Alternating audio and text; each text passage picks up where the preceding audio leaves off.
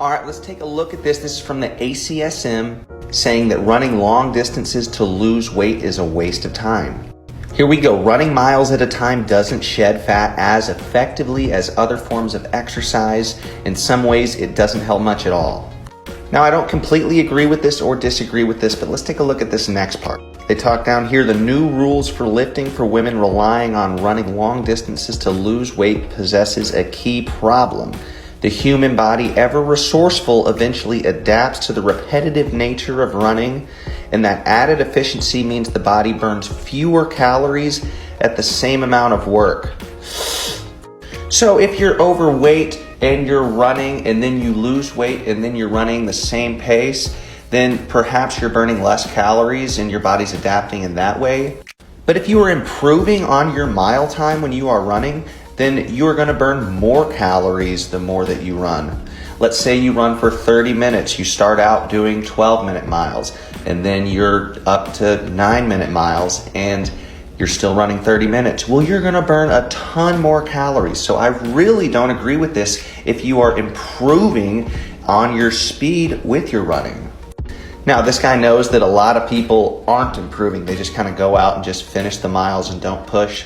So in that sense, perhaps he's right if you're just relying on it for weight loss, in the sense that if you were 250 pounds running a mile, you'll burn a lot more calories than when you're 150 pounds running a mile.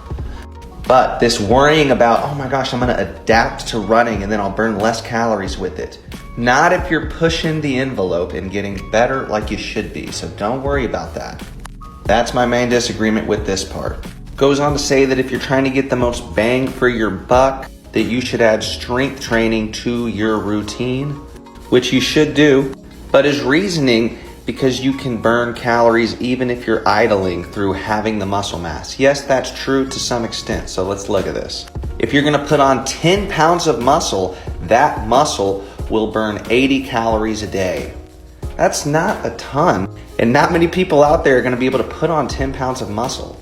Really, you have to be incredibly dedicated and push really hard and actually train hard to put on that much muscle. Most people just partaking in fitness, maybe you put on 2-3 pounds of muscle, that's not gonna burn that many calories. So this is true to some extent, but it's not gonna be the main thing. You're still gonna have to be active. That muscle will work for you, but not to an extreme extent. Then goes into muscle damage right here. So I don't completely agree or disagree with this article. Yes, you should focus on strength training, but running, you're not going to adapt to it and get worse at it. And the muscle helps, but not that much. It does help a lot, and you should focus on it, but it's not